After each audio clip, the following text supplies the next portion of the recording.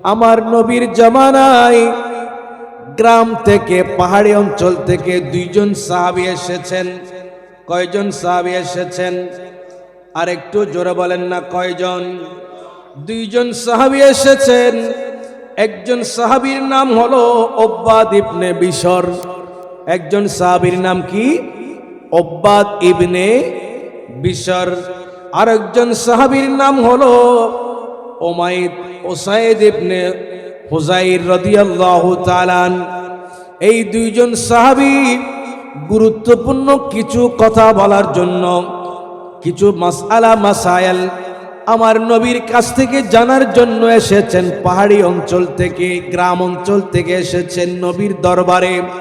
আলাপ করতে করতে করতে করতে সন্ধ্যা হয়ে যায়, রাত হয়ে যায়। ওই দুইজন সাহাবী বড় টেনশনে পড়ে গেলেন। কি করে বাড়ি যাবেন? অন্ধকার, সিটি কর্পোরেশনের লাইট নাই। এখন সিটি কর্পোরেশনের লাইট হয়েছে, তখন কোন লাইট।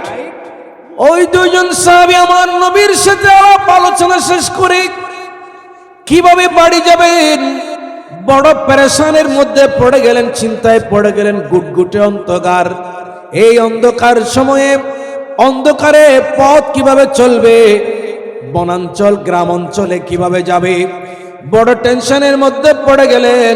আমার নবী, রহমতের ভান্ডার নবী, উম্মতের কান্ডার নবী, দয়ার নবী, মায়ার নবী দুইজন সাহাবীর মনের কথা বুঝে গেলেন।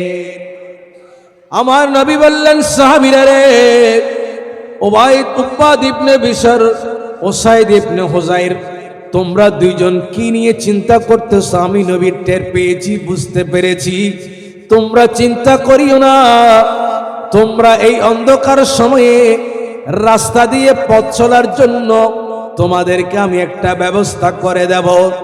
জোরে জোরে বলা যাবে কিনা সুবহানাল্লাহ? আমার নবীজি তাদেরকে একটা লাঠি দিলেন। কি দিলেন? একটা লাঠি দিলেন এবং বললেন, সাহাবীরা, যখন তোমরা আমার কাছ থেকে বের হয়ে রাস্তায় যাবে অন্ধকার, সেই অন্ধকারে পথ চলার জন্য এই লাঠি ব্যবহার করবে। এই লাঠি যখন তোমরা ব্যবহার করবে, সেই লাঠি থেকে আলো বের হবে, নূর বের হবে। কি বের হবে? ওই দুজন সাহাবীকে আমার নবী লাঠি দিলেন, ঠিক সেভাবে যেভাবে বলেছেন সেইভাবেই অন্ধকারে যখন তারা গেলেন, সেই লাঠি থেকে নূর বের হতে শুরু করলো। এমন ভাবে নূর বের হলো, গোটা পথ আলোকিত হয়ে গেল। দুইজন সাহাবী ওই লাঠি থেকে বের হওয়ার নূরে, আলোতে আস্তে আস্তে করে পথ চলতেছেন, কোনো সমস্যা হচ্ছে না। যেতে যেতে যেতে যেতে অনেক দূর গেলেন। রাহাত্তার পোল মোড়ে যখন গেলেন, একজন চলে যাবেন কালামিয়া বাজার, আরেকজন চলে যাবেন বহদ্দার হাট।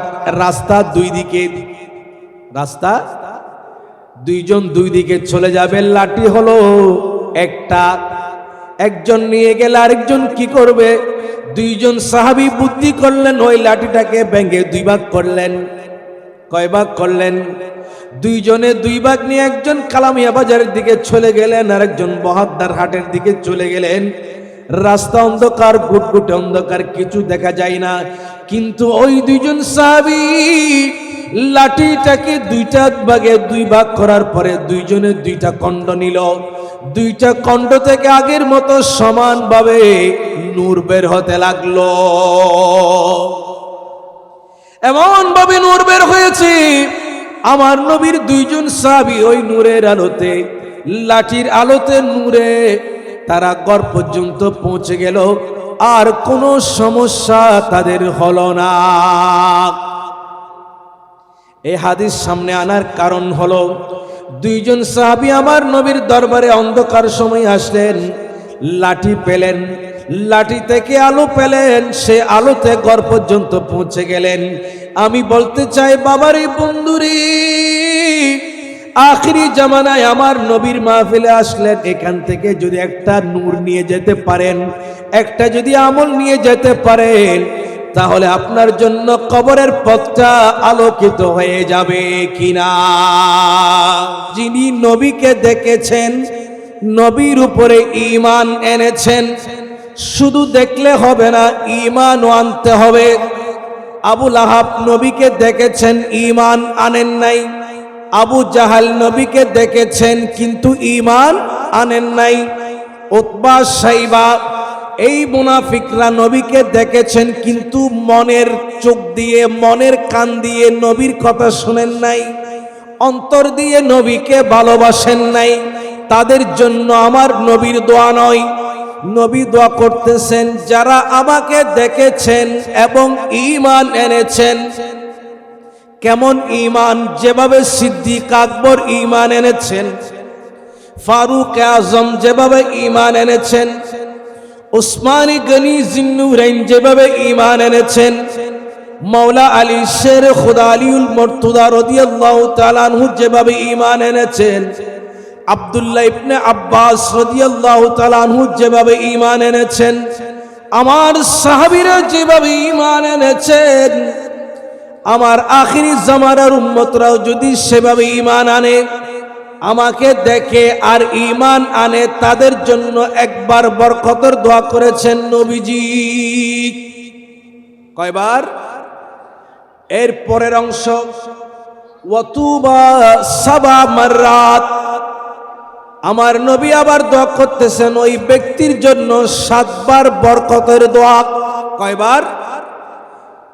লিমান লাম রাআনি, যে আমাকে দেখে নাই, ওয়া আমানা বি, অথচ ঈমান এনেছে। কি বললেন? যে আমাকে দেখে নাই অথচ আমার উপরে ঈমান এনেছে। কেমন ঈমান এনেছি?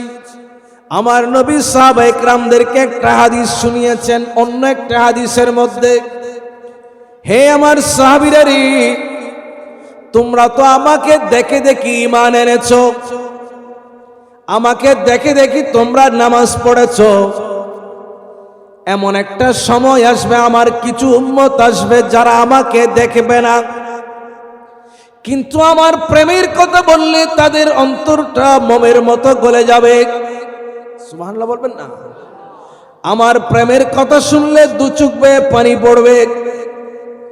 ও সাহাবীরা রে, এমন কিছু উম্মত আসবে শেষ জামানায় যারা আমাকে দেখার জন্য জীবনের সব কিছু বিলীন করে দিতে চাইবে।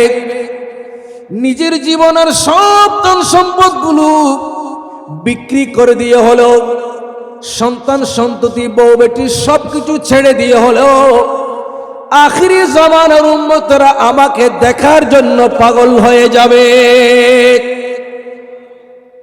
আরেক হাদিসের মধ্যে আমার নবী বলেন, সাহাবীরা রে, তোমাদের ঈমানের চাইতে আখিরি জামানার উম্মতরা যারা আমাকে না দেখে ঈমান আনবে, আমাকে না দেখে আমার জন্য পাগল হয়ে যাবে, আমাকে না দেখে আমার জন্য রক্ত দিতে প্রস্তুত হয়ে যাবে, জীবন দেওয়ার জন্য প্রস্তুত হয়ে যাবে। সাহাবীরা রে, তোমাদের ঈমানের চাইতে আমি নবীর কাছে ওই উম্মতদের ঈমানটা বড় মূল্যবান মনে হয়। বড় মূল্যবান। আমরা নবীকে দেখি নাই কিন্তু ঈমান, এমন প্রেমিক আমার নবীর উম্মতের মধ্যে এমন প্রেমিক আছে, ওয়াইসুল করণীর মতো যারা নবীর জন্য দন্দান শহীদ করে দেন। এমন প্রেমিক আছে যারা নবীকে দেখার জন্য জীবনের সবকিছু ছেড়ে দিতে পারে, আসে না নাই? এমনও প্রেমিক আছে নবীর দুয়ারে দরবারের মদিনাতুল মুনাওয়ারার হাজিরি দেওয়ার জন্য নিজের জীবনের ধন সম্পদ সবকিছু কোরবান করে দেয়, আসে না নাই? এই উম্মতদের জন্য আমার নবী দোয়া করেছেন, উম্মত তোমার জন্য 7 বার বরকতের দোয়া করেছি। কয়বার? আজকে হামিদ আলী মিস্ত্রির বাড়ির এই 7 জন যুবকের জন্য, এই বাড়ির মহল্লার জন্য, এই বাড়ির বাসিন্দাদের জন্য আমার নবী কয়বার দোয়া করেছেন? 7 বার বরকতের দোয়া করেছেন। কয়বার? একটু জোরে বলি, কয়বার? আমার নবীর দোয়া পেলে জীবন পরিবর্তন হয় কি হয় না? আর একটু জোরে বলেন না, জীবন পরিবর্তন হয় কি না? আল্লাহুম্মা সাল্লি সাইয়্যিদিনা নবিয়িনা মাওলানা কর লাগিয়া কন্দিশ রে মন সঙ্গে কেহ যাবে না কবর হাসরে পাবে মদিনা যার ঠিকানা আল্লাহুম্মা সাল্লি সাইয়্যিদিনা নবিয়িনা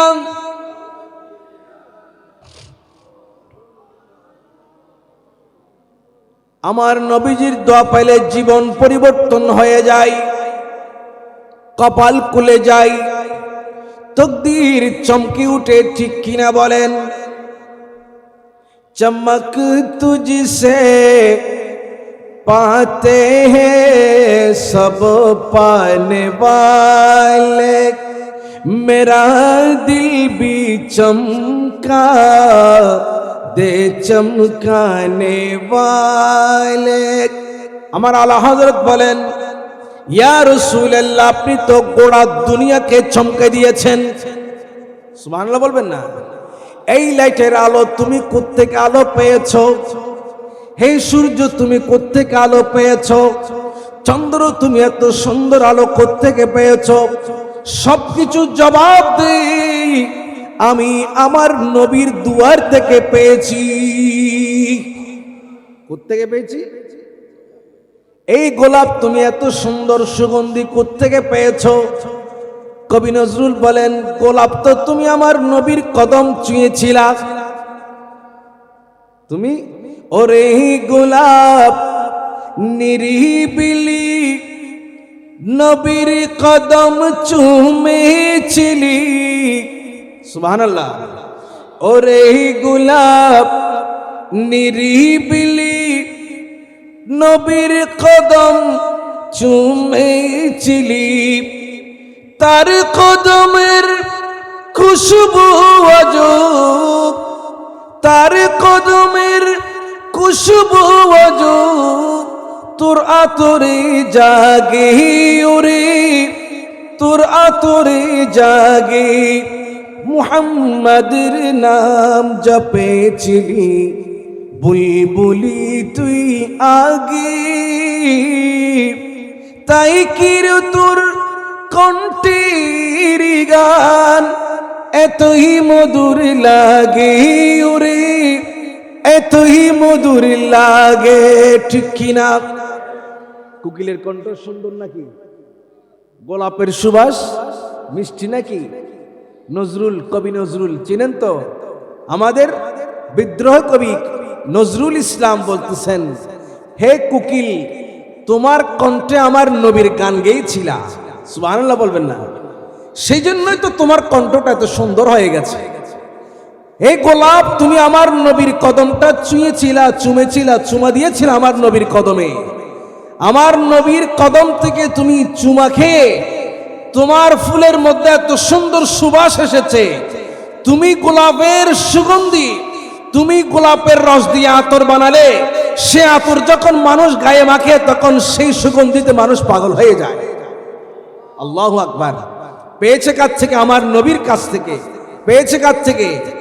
আলমে আরওয়াহ, রুহের জগতে যারা নাকি নবীর কণ্ঠ গলা মুবারক দেখেছিল, তাদের কণ্ঠ হয়ে গেছে সুন্দর। সুবহানাল্লাহ বলবেন না?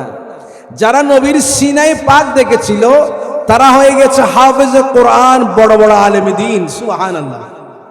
যাই হোক, তো আমরা সবকিছু পেয়েছি কার কারণে? নবীর কারণে। কার কারণে? এসেছেন নবীর কাছ থেকে, নবীর দুয়ার থেকে। আমার নবী বলেন, ইন্নামা আনা কাসিমুন ওয়াল্লাহু ইউতি, আল্লাহ সুবহানাহু ওয়া তাআলা আমাকে দেয় আর সেগুলো আমি আমার উম্মতের মাঝে বন্টন করে দেই। সবকিছু আমার নবীর দপ্তর থেকে আসে। কার দপ্তর থেকে? নবীর দপ্তর থেকে আসে। সেজন্য উম্মত যদি কোনো দয়া পেতে চায়, নবীর ওয়াসিলা নিতে হবে। কার ওয়াসিলা নিতে হবে? নবীর ওয়াসিলা নিতে হবে। তো আমার যে পয়েন্টটা ছিল, আমার নবীজি এই উম্মতদের জন্য 7 বার বরকতের দোয়া করেছেন। কয়বার? জোরে বলেন কয়বার? এই 7 যুবকের জন্য আমার নবীজি 7 বার বরকতের দোয়া করেছেন। তো নবীর দোয়া পেলে জীবন, নবীর দোয়া পেলে জীবন কি হয়? চমকে যায়, জীবন সুন্দর হয়ে যায়, তকদির পরিবর্তন হয়ে যায়। আসেন, আমার নবীর একজন সাহাবী, মনে রাখতে হবে কিন্তু, আমি পরে জিজ্ঞেস করব। আমার নবীজির একজন সাহাবী আবু মাখজুরা আল মাক্কি। আবু মাখজুরা, তার পুরো নাম হলো সুমরা ইবনে মেহরান আল জুমাহি রাদিয়াল্লাহু তাআলা, সংক্ষেপ নাম হলো আবু মাখজুরা আল মাক্কি। তিনি ইসলাম কবুল করার আগে, ইসলাম কবুল করার আগে মুসলিম ধর্মের, ইসলাম ধর্মের আজানকে ঠাট্টা করেছিল। আজানকে করেছিল, ঠাট্টা করেছিল। অনেক যুবক এখনো আছে, নবীর দরুদ শুনলে ঠাট্টা করা আসে না নাই? মিলাদুন নবীর মাহফিল শুনলে ঠাট্টা করা আসে না নাই? তাদেরকে এই মেসেজটা দিতে চাই। আবু মাখজুর আল মাক্কি, তার পুরো নাম হলো সামুরা ইবনে মিরান আল জুমাহি রাদিয়াল্লাহু তাআলা। আমার নবীজি এবং সাহাবা ইকরাম হুনাইনের যুদ্ধ থেকে মদিনা শরীফ, মক্কা শরীফ ফিরছিলেন।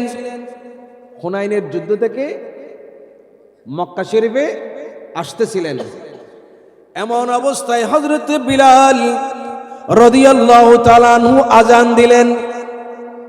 হযরত বিলাল রাদিয়াল্লাহু তাআলা আনহুর আজান শুনে আবু মাখজুর আল মাক্কি তিনি হযরত বিলালের আজানকে ঠাট্টা করেছিলেন।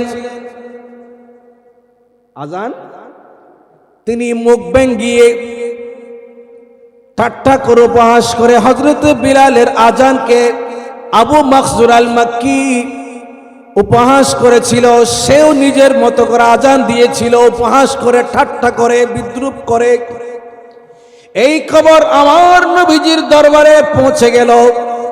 ইয়া রাসূলুল্লাহ, মক্কার একজন যুবক আবু মাখজুর আল মাক্কি হযরত বিলালের আজানকে ঠাট্টা করেছে, বিদ্রুপ করেছে, উপহাস করেছে, মস্করা করেছে, উল্টো করে আজান দিয়েছে। আমার নবীজি আবু মাখজুর আল মাক্কিকে ডাকলেন। নবুয়তের দরবারে আসলে, আমার নবীর দরবারে আসলে কলব পরিবর্তন হয়ে যায়, তকদির চমকে যায়। জোরে বলেন সুবহানাল্লাহ। আবু মাখজুর আল মাক্কি আমার নবীর দরবারে আসলেন।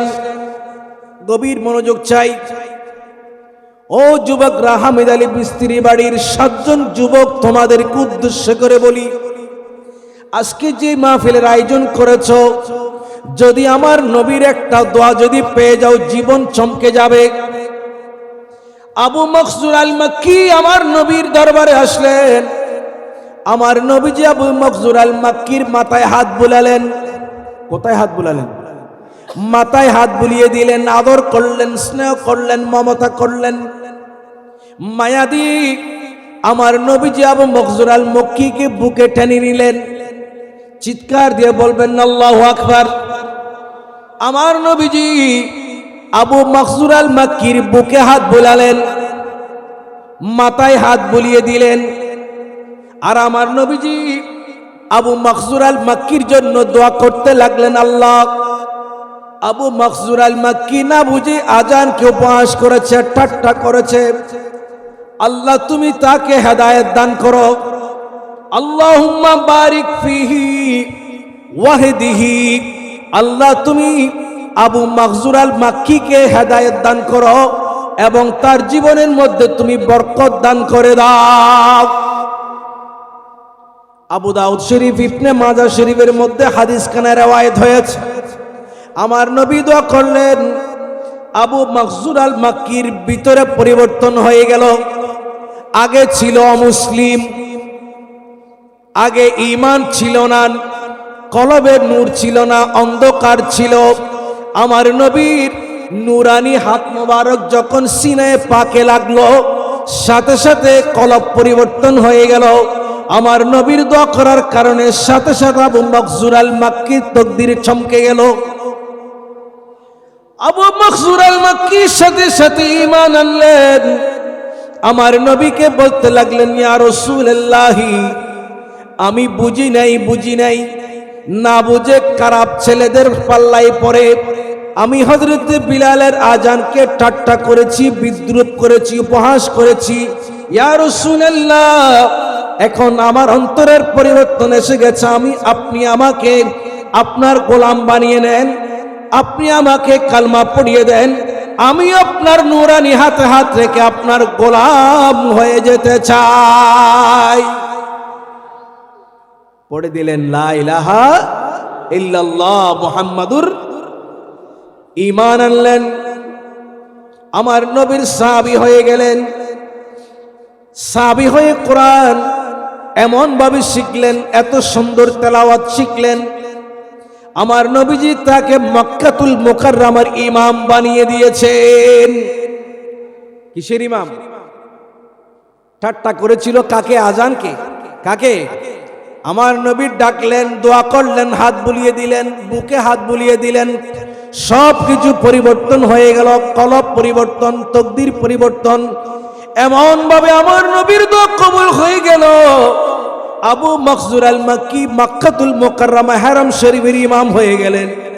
দীর্ঘদিন তিনি ইমাম ছিলেন এবং তারপরে তার সন্তানেরা এইভাবে করে কয়েক প্রজন্ম হারাম শরীফের ইমামতির দায়িত্ব পালন করেছেন।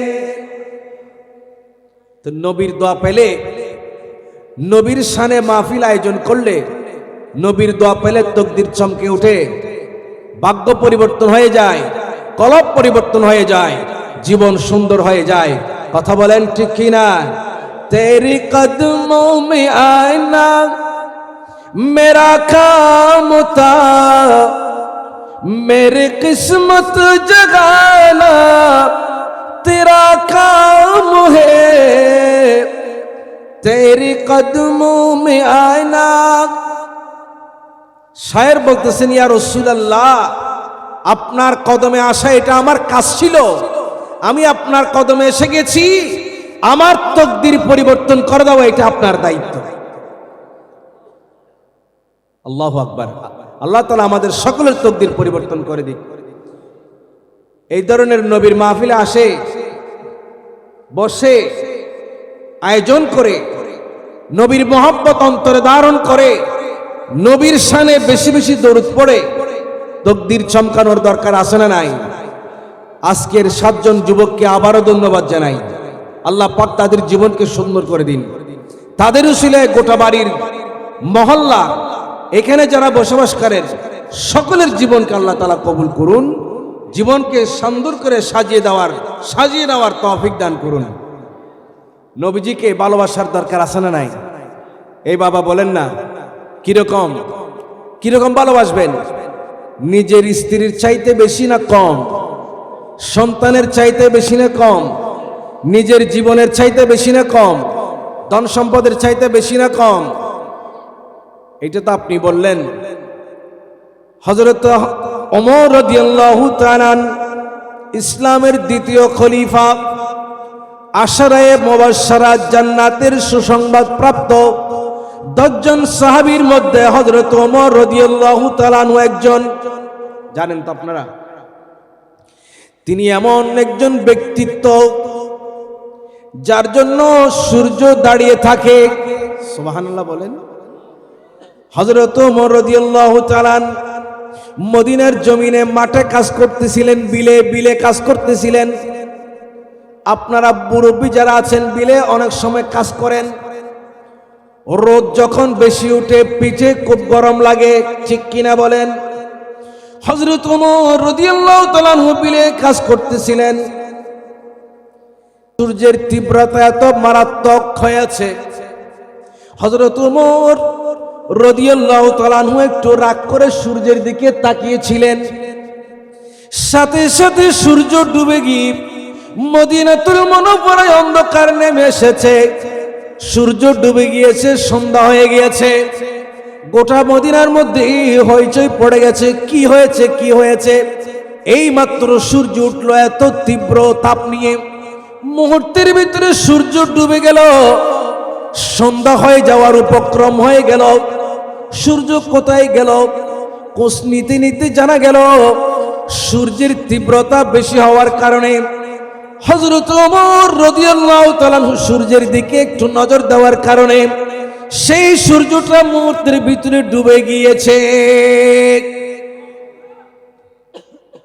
বুখারী শরীফে হাদিস আছে, হযরত ওমর রাদিয়াল্লাহু তাআলা এমন এক ব্যক্তি যিনি রাস্তা দিয়ে চললে সেই রাস্তা দিয়ে 40 দিন পর্যন্ত শয়তান আর চলাফেরা করে না। এমন একজন ব্যক্তিত্ব, তার নাম হলো হযরত ওমর রাদিয়াল্লাহু তাআলা আনহু। তার কাঁধের উপর আমার নবী হাত রাখলেন, হাত রেখে বলতেছেন, ওমর তুমি আমাকে কতটুকুন ভালোবাসো? হযরত ওমর রাদিয়াল্লাহু তাআলা আনহু বলেন, ইয়া রাসূলুল্লাহ, আমি আপনাকে আমার ধন দৌলতের চাইতে, জীবনের সবকিছুর চাইতে বেশি ভালোবাসা আপনাকে বেশি ভালোবাসি, কিন্তু আমার জীবনের চাইতে বেশি নয়, আমার নফসের চাইতে বেশি নয়। জোরে বলেন আল্লাহু আকবার। আমার নবী বললেন, ওমর তুমি এখনো কামিল মুমিন হতে পারো নাই, তুমি এখনো প্রকৃত মুমিন হতে পারো নাই, পরিপূর্ণ মুমিন হতে পারো নাই। ওমর রাদিয়াল্লাহু তাআলা আনহু বললেন, ইয়া রাসূলুল্লাহ, আমি আপনাকে আমার স্ত্রীর চাইতে বেশি ভালোবাসি, সন্তানের চাইতেও বেশি ভালোবাসি, মা বাবার চাইতেও বেশি ভালোবাসি, আমার ধন দৌলতের চাইতেও বেশি ভালোবাসি। ইয়া রাসূলুল্লাহ, নয়, আমি ওমর আপনাকে আমার জানের চাইতেও বেশি ভালোবাসি।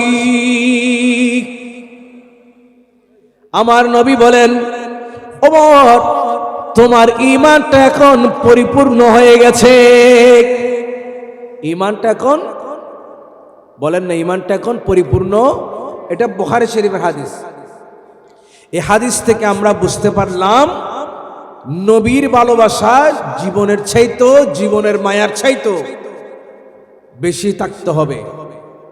আল্লাহর ভালোবাসা জীবনের চাইতো, জীবনের মায়ার চাইতো বেশি ভালোবাসা আমার নবীর জন্য, আল্লাহর জন্য থাকতে হবে, ঠিক কিনা?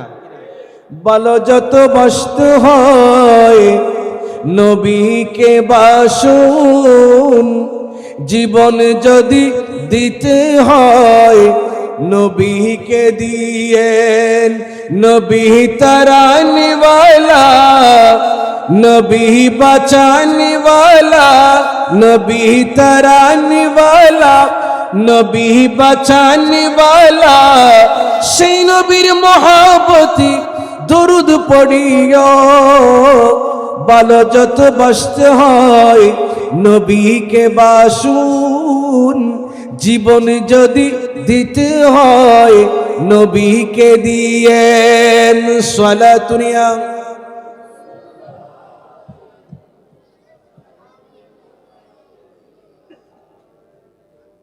জীবন দিলে কাকে?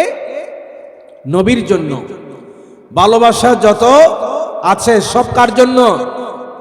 তাহলে এই প্রকৃত ঈমানদার, পরিপূর্ণ ঈমানদার হওয়া যাবে, ঠিক কিনা বলেন? একটা মাসালা, আমাদের ঈমানের দুটি অংশ। কয়টি? কালিমাতে অংশ কয়টা বলেন না? দুইটা। লা ইলাহা ইল্লাল্লাহ মুহাম্মাদুর রাসূলুল্লাহ। কয়টা? কেউ যদি শুধু লা ইলাহা ইল্লাল্লাহ বলে তার কলমা কি হবে? কলমা যদি পরিপূর্ণ না হয় সে কি পরিপূর্ণ মুসলমান হতে পারে? তো কেউ যদি বলে আমি কলমার মধ্যে নবীর নাম নেব না, সে কি মুসলমান হতে পারে? কেউ যদি বলে আমি আজানের মধ্যে আশহাদু আন্না মুহাম্মাদার রাসূলুল্লাহ এটা আমি বলবো না, তার আজান কি হবে? কেউ যদি বলে যে আমি নামাজের মধ্যে আসসালামু আলাইকা আইয়ুহান নবী আত্তাহিয়াতুর মধ্যে আছে না নাই, আমি নবীকে সালাম দেব না, নামাজ কি হবে? আত্তাহিয়াতু কি হবে? কোরআনুল কারীমে আছে মাইয়ুতির রাসূলা ফাকাদ আতা আল্লাহ, যে রাসূলকে অনুসরণ করেছে, ইতাআত করেছে, আনুগত্য করেছে, যে রাসূলকে পেয়েছে সে আল্লাহকে পেয়েছে। আতিউল্লাহ ওয়া আতিউর রাসূল, আল্লাহর ইতাআত করো, রাসূলের ইতাআত করো। তো কেউ যদি বলে যে আমি শুধু আল্লাহর ইতাআত করব, রাসূলের ইতাআত করব না, তাহলে কোরআনের আয়াত অর্ধেক মানলো অর্ধেক মানলো না, সে কি ইমানদার হতে পারে? আসুন, ঈমানের কয়টি অংশ বলেছি? কয়টি অংশ? কালিমার কয়টি অংশ? দুটি অংশ। ঈমানের একটি অংশ হলো লা ইলাহা ইল্লাল্লাহ, লা ইলাহা, আল্লাহ ছাড়া কোনো ইলাহ নেই, এটার নাম হলো তাওহীদ। এটার নাম কি? জোরে বলেন, এটার নাম কি? আল্লাহ এক, আল্লাহর কোনো শরীক নেই, অদ্বিতীয়, আল্লাহ কারো প্রতি মুখাপেক্ষী নন। এটা হলো লা ইলাহা ইল্লাল্লাহ, এটা লা ইলাহা। কালিমার আরেকটা অংশ মুহাম্মাদুর রাসূলুল্লাহ, মুহাম্মাদুর, এটা কি? মুহাম্মাদুর রাসূলুল্লাহ, এটা আজানের মধ্যে এসেছে, আশহাদু আন্না মুহাম্মাদার রাসূলুল্লাহ। এটা নামাজের ভিতরে এসেছে আসসালামু আলাইকা আইয়ুহান নবী। এটা কোরআনের মধ্যে এসেছে আতিউল্লাহ ওয়া আতিউর রাসূল। এটা কোরআনের মধ্যে এসেছে মাইয়ুতির রাসূলা ফাকাদ আতা আল্লাহ। আমার আল্লাহকে মানার সাথে সাথে আবার আমার রাসূলকেও মানতে হবে, ঠিক কিনা? একামতের মধ্যে আশহাদু আন্না মুহাম্মাদুর রাসূলুল্লাহ বলতে হয় কিনা? তো কেউ যদি বলে যে আমি আশহাদু আন্না মুহাম্মাদুর রাসূলুল্লাহ এটা বলবো না, একামত হবে? একামত না হলে নামাজ হবে? আজানে যদি কেউ বাদ দিতে চায় বাদ দিতে পারবে? কালিমায় যদি কেউ মুহাম্মাদুর রাসূলুল্লাহ বাদ দিতে চায় পারবে? তো কালিমায়ও বাদ দেওয়া যাবে না, আজানেও বাদ দেওয়া যাবে না, একামতেও বাদ দেওয়া যাবে না, নামাজেও রাসূলকে বাদ দেওয়া যাচ্ছে না। তো মাহফিলে স্লোগানে নারায়ে তাকবীর, এটা লা ইলাহা ইল্লাল্লাহ। নারায়ে তাকবীরটা কি? তো নারায়ে রাসালত দিলেন না, মুহাম্মাদুর রাসূলুল্লাহ বললেন না, আপনার স্লোগান কি হয়েছে? পরিপূর্ণ হয় নাই। তো নামাজে যাকে বাদ দেওয়া যাচ্ছে না, আজানে যাকে বাদ দেওয়া যাচ্ছে না, ইকামতে যাকে বাদ দেওয়া যাচ্ছে না, স্লোগান আপনি তাকে বাদ দিলেন, আপনার কাজ কি সঠিক হয়েছে না ভুল হয়েছে? এই ভুল কোনোদিন করা যাবে যদি আপনি নারায়ে রাসালাতটা না দেন। ধরে নেওয়া হবে আপনি কালিমার একটা অংশ মানলেন আর একটা অংশ মানলেন না, মুহাম্মাদুর রাসূলুল্লাহ মানলেন না। তো মুহাম্মাদুর রাসূলুল্লাহ যদি না মানেন, আপনার ঈমান তো পরিপূর্ণ হয় নাই। তো আমরা কি অর্ধেক ঈমানের মুসলমান না পূর্ণ ঈমানের মুসলমান? এই জন্য নারায়ে তাকবীর আল্লাহু আকবার, নারায়ে রাসালাত ইয়া রাসূলুল্লাহ, আমরা এই স্লোগান দুটাই দেব। রাজি কিনা? রাজি আছেন না নাই? আল্লাহ কবুল করুন। আল্লাহুম্মা সাল্লি মাওলানা মুহাম্মাদ আলা আলি মাওলানা। দো জাহানে কি যে হবে আমার পরিচয়, প্রিয় নবীর গোলাম ছাড়া অন্য কিছুই নয়। আসেনি পরিচয়? প্রিয় নবীর আশিক ছাড়া অন্য কিছুই নয়, দো জাহানে কে যে হবে আমার পরিচয়, প্রিয় নবীর গোলাম ছাড়া অন্য কিছুই নয়। নবীর গোলাম পরিচয় দেয় যখন সফিনা, বনের সিংহ পথ দেখালে নেই কোনো ভাবনা। নবীর গোলাম পরিচয় দেয় যখন সফিনা, বনের সিংহ পথ দেখালে নেই কোনো ভাবনা। ইহ পর জগৎ যাহার জন্য বিজয় হয়, ইহ পর জগৎ যাহার জন্য বিজয় হয়। প্রিয় নবীর গোলাম ছাড়া, মাশাআল্লাহ জোরে, প্রিয় নবীর আশিকে ছাড়া অন্য কিছুই নয়। প্রিয় নবীর দো জাহানে কি যে হবে আমার পরিচয়, প্রিয় নবীর গোলাম ছাড়া অন্য কিছুই নয়। ঠিক কিনা? ও বন্ধুরে আমার, আমার নবীজির মাহফিলে আসলে কিছু না কিছু নিয়ে যেতে হবে। রাজি আছেন না নাই? কিছু না কিছু তো পাওয়া যাবে, ঠিক কিনা বলেন না? তাহলে একটা ঘটনা বলতে হয়। আমার নবীর জামানায় গ্রাম থেকে, পাহাড়ি অঞ্চল থেকে দুইজন সাহাবী এসেছেন। কয়জন সাহাবী এসেছেন? আর একটু জোরে বলেন না, কয়জন? দুইজন সাহাবী এসেছেন। একজন সাহাবীর নাম হলো উব্বাদ ইবনে বিশর। একজন সাহাবীর নাম কি? উব্বাদ ইবনে বিশর। আর একজন সাহাবীর নাম হলো উসাইদ ইবনে হুযাইর রাদিয়াল্লাহু তাআলা। এই দুইজন সাহাবী গুরুত্বপূর্ণ কিছু কথা বলার জন্য, কিছু মাসআলা মাসাইল আমার নবীর কাছ থেকে জানার জন্য এসেছেন। পাহাড়ি অঞ্চল থেকে, গ্রাম অঞ্চল থেকে এসেছেন নবীর দরবারে। আলাপ করতে করতে করতে করতে সন্ধ্যা হয়ে যায়, রাত হয়ে যায়। ওই দুইজন সাহাবী বড় টেনশনে পড়ে গেলেন। কি করে বাড়ি যাবেন? অন্ধকার, সিটি কর্পোরেশনের লাইট নাই। এখন সিটি কর্পোরেশনের লাইট হয়েছে, তখন কোন লাইট। ওই দুইজন সাহাবী আমার নবীর সাথে আলাপ আলোচনা শেষ করে কিভাবে বাড়ি যাবেন বড় পেরেশানের মধ্যে পড়ে গেলেন, চিন্তায় পড়ে গেলেন। গুটগুটে অন্ধকার। এই অন্ধকার সময়ে অন্ধকারে পথ কিভাবে চলবে, বনাঞ্চল গ্রাম অঞ্চলে কিভাবে যাবে, বড় টেনশনের মধ্যে পড়ে গেলেন। আমার নবী, রহমতের ভান্ডার নবী, উম্মতের কান্ডার নবী, দয়ার নবী, মায়ার নবী দুইজন সাহাবীর মনের কথা বুঝে গেলেন। আমার নবী বললেন, সাহাবীরা রে, উব্বাদ ইবনে বিশর, উসাইদ ইবনে হুযাইর, তোমরা দুইজন কি নিয়ে চিন্তা করতেছ? আমি নবী টের পেয়েছি, বুঝতে পেরেছি। তোমরা চিন্তা করিও না। তোমরা এই অন্ধকার সময়ে রাস্তা দিয়ে পথ চলার জন্য তোমাদেরকে আমি একটা ব্যবস্থা করে দেব। জোরে জোরে বলা যাবে কিনা সুবহানাল্লাহ?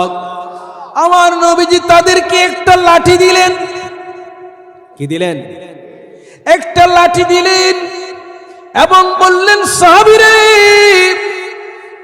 যখন তোমরা আমার কাছ থেকে বের হয়ে রাস্তায় যাবে অন্ধকার, সেই অন্ধকারে পথ চলার জন্য এই লাঠি ব্যবহার করবে। এই লাঠি যখন তোমরা ব্যবহার করবে, সেই লাঠি থেকে আলো বের হবে, নূর বের হবে। কি বের হবে?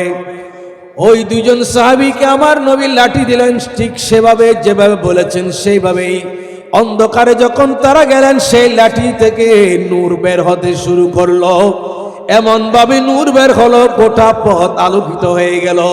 দুইজন সাহাবী ওই লাঠি থেকে বের হওয়ার নূরে, আলোতে আস্তে আস্তে করে পথ চলতেছেন, কোনো সমস্যা হচ্ছে না।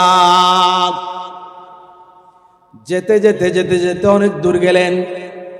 রাহাত্তার পোল মোড়ে যখন গেলেন, একজন চলে যাবেন কালামিয়া বাজার, আরেকজন চলে যাবেন বহদ্দার হাট।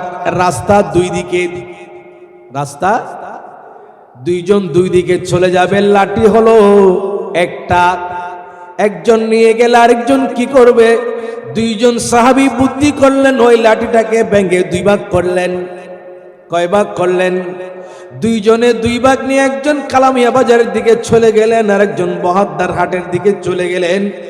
রাস্তা অন্ধকার, গুটগুটে অন্ধকার, কিছু দেখা যায় না। কিন্তু ওই দুইজন সাহাবী লাঠিটাকে দুইটা ভাগে দুই ভাগ করার পরে দুইজনে দুইটা খণ্ড নিল। দুইটা খণ্ড থেকে আগের মতো সমানভাবে নূর বের হতে লাগলো। এমন ভাবে নূর বের হয়েছে, আমার নবীর দুইজন সাহাবী ওই নূরের আলোতে, লাঠির আলোতে, নূরে তারা ঘর পর্যন্ত পৌঁছে গেল। আর কোনো সমস্যা তাদের হলো না। এই হাদিস সামনে আনার কারণ হলো, দুইজন সাহাবী আমার নবীর দরবারে অন্ধকার সময় আসলেন, লাঠি পেলেন, লাঠি থেকে আলো পেলেন, সে আলোতে ঘর পর্যন্ত পৌঁছে গেলেন। আমি বলতে চাই বাবারে, বন্ধুরে, আখিরি জামানায় আমার নবীর মাহফিলে আসলেন, এখান থেকে যদি একটা নূর নিয়ে যেতে পারেন, একটা যদি আমল নিয়ে যেতে পারেন, তাহলে আপনার জন্য কবরের পথটা আলোকিত হয়ে যাবে কিনা? আপনার জন্য পুলসিরাতের পথটা আলোকিত হয়ে যাবে কিনা? জোরে বলেন না। আপনার জন্য হাসরের ময়দানে আলোকিত হয়ে যাবে কিনা? সেই আলো দেওয়ার জন্যই তো আজকের এই মাহফিলের আয়োজন হয়েছে, ঠিক কিনা বলেন? ও বন্ধুরে আমার, সেই মাহফিল থেকে আমরা শিক্ষা নেব, নবীর প্রেম নিয়ে ঈমানটাকে মজবুত করব, আল্লাহর প্রেমটাকে অন্তরে জায়গা দিয়ে হৃদয়ের জানালাটা খুলে দেব। কথা বলেন ঠিক কিনা? তাহলে আমার জন্য কবরের জীবন সুন্দর হবে, আখিরাতের জীবন সুন্দর হয়ে যাবে, আলমে বরজাখের জীবনটা নিরাপদ হবে, হাসরের ময়দানটা আমার জন্য সহজ হয়ে যাবে, ঠিক কিনা? এটা তো গেল, নবীর দরবারে আসলেন, আলো পেলেন, সে আলো দিয়ে সমস্যা ছাড়া ঘরে চলে গেলেন। নবীর মাহফিলে আসবেন, নবীর চরিত্র ধারণ করবেন, নবীর সুন্নাহ নিয়ে জীবন সাজাবেন, জীবনের অন্ধকার দূর হয়ে যাবে, আলোর পথ মুক্ত হয়ে যাবে, কবরের জীবন সুন্দর হবে, হাসরের ময়দান নিরাপদ হবে। বুঝে এসেছে কি? এরপরে আসেন, আমার নবীর একজন খাদেমা উম্মে আইমান, উম্মে নাম কি বলেন? উম্মে আইমান আমার নবীর খাদেমা ছিলেন। আমার নবীজি দুনিয়াতে আসার আগে বাবাকে হারিয়ে ফেলেছেন, দুনিয়াতে আসার কিছুদিন পরে মাকেও হারিয়ে ফেলেছেন। এই নবীর খাদেমা উম্মে আইমান আমার নবীর খেদমতের মধ্যে ছিলেন, মায়ের মতো স্নেহ মমতা দিয়ে আমার নবীর খেদমত করতেন, আমার নবীর ঘরে থাকতেন। একদিন রাতে আমার নবী প্রস্রাব ফরমালেন, উম্মে আইমনকে ডেকে বললেন, উম্মে আইমন, এই পাত্রের মধ্যে যে পানিগুলো আছে সেগুলো কাঠের নিচে রেখে দাও, সকাল হলে সে পানিগুলো ফেলে দিও। উম্মে আইমান রাদিয়াল্লাহু তাআলা আনহা গভীর রাত যখন হয়েছে, ভীষণ তৃষ্ণার্ত হয়ে গেছে, পানির পিপাসা লেগেছে, ঘুমের ঘোরে উম্মে আইমান তৃষ্ণায় কাতর হয়ে ওই পাত্রের মধ্যে যে পানিগুলো ছিল সেই পানিগুলো গড়গড় করে খেয়ে ফেললেন। সিলেন্সি হয় দিনে বেরে বুড়ো মানুষ রাতিয়া প্রস্রাব করে, হ্যাঁ কি বলে সিলেন্সি? আমার নবী এরকম একটা পাত্রের মধ্যে প্রস্রাব মোবারক গুলো রাখলেন। হাদিসে পাকের কথা বলছি, বানানো কথা নয়। উম্মে আইমান ওদিকে গভীর রাত যখন হয়ে গেছে, পানির তৃষ্ণায় কাতর হয়ে গেল, ঘুমের ঘোরে ওঠে, কি পানি এটা আর দেখেন নাই, ওই পাত্র থেকে পানিগুলো নিয়ে গড়গড় করে খেয়ে ফেললেন, ঘুমিয়ে গেলেন। সকাল হলো, আমার নবী জিজ্ঞেস করতে লাগলেন, উম্মে আইমান, যে পানিগুলো আপনাকে রাত্রে দিয়েছিলাম, ফেলে দিতে বলেছিলাম, সে পানিগুলো কোথায়, কি করেছেন? উম্মে আইমান বলেন, ইয়া রাসূলুল্লাহ, গভীর রাতে আমার ভীষণ তৃষ্ণা লেগেছিল, কাতর হয়ে গেলাম, তৃষ্ণায় কাতর হয়ে কি পানি আমি দেখার কোনো সুযোগ হয় নাই, ঘুমের ঘোরে ওঠে সেই পানিগুলো আমি গড়গড় করে খেয়ে ফেললাম। ইয়া রাসূলুল্লাহ, আমার কি হবে?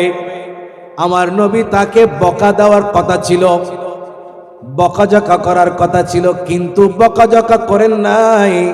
আমার নবী মুস্কি মুস্কি হাসতে লাগলেন। চিৎকার দিয়ে বলুন আল্লাহু আকবার।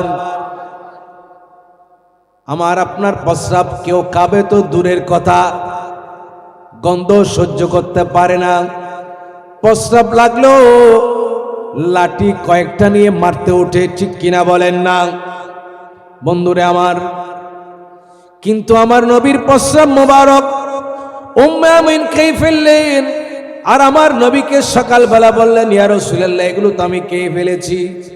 আমার নবী তাকে কোনো ধরনের বকাঝকা করলেন না, বরং মুস্কি মুস্কি হাসলেন আর বললেন, উম্মে আইমান, একটা কাজ তো করে ফেলেছো, সুবহানাল্লাহ। ও উম্মে আইমান, তুমি যে পানিগুলো খেয়ে ফেলেছো, সেই পানিগুলো খাওয়ার কারণে আমি নবী তোমাকে একটা গ্যারান্টি দিয়ে দিচ্ছি, মৃত্যু পর্যন্ত কোনোদিন তোমার পেটে আর কোনো রোগ হবে না। উম্মে আমিন, তোমাকে আর কোনোদিন পেটের কোকে কষ্ট পেতে হবে না, মৃত্যুর রোগ ছাড়া তোমার আর কোনো রোগ হবে না। ও উম্মে আইমান, তুমি যে পানিগুলো খেয়েছো, এই পানিগুলো খাওয়ার কারণে তোমার প্রজন্ম, তোমার পরে তোমার সন্তানেরা, তোমার রাতিরা, তাদের শরীর থেকে এমন সুগন্ধ বের হবে, মিসকাম্বরের চেয়ে তো বেশি সুগন্ধ হবে। আরো জোরে বলেন না সুবহানাল্লাহ। আমার নবী আরো বলতে লাগলেন, উম্মে আইমান, এই পানিগুলো খাওয়ার কারণে আমি নবী ঘোষণা দিলাম, তুমি নিজেকে জাহান্নামের আগুন থেকে মুক্ত করে নিয়েছো। ও উম্মে আইমান, এই পানিগুলো খাওয়ার কারণে তুমি জাহান্নাম থেকে নিরাপদ হয়ে গেছো, মুক্তি পেয়ে গেছো। কয়টা পুরস্কার? পেটের রোগ থেকে মুক্তি, জাহান্নাম থেকে মুক্তি, তার সন্তান, তার সন্তান, তার সন্তান, 3 প্রজন্ম পর্যন্ত তাদের শরীর থেকে মেশকাম্বরের খুশবু, সুগন্ধি উঠেছে। কি খাওয়ার কারণে? নবীর পেশাব মোবারক খাওয়ার কারণে উম্মে আইমানের এই অবস্থা হয়েছে। বন্ধুরে আমার, বাবারে আমার, ও যুবক ভাইয়েরা, বন্ধুরা, আমি বলতে চাই, আখিরি জামানায় যখন ঈমান রক্ষা করা বড় কঠিন হয়ে যাচ্ছে, ঠিক কিনা বলেন? আমার নবী বলেন, বন্ধু, এমন এক সময় আসবে, সকালবেলা তুমি ঈমানদার থাকবে, বিকাল হতে না হতে তুমি বেঈমান হয়ে যাবে।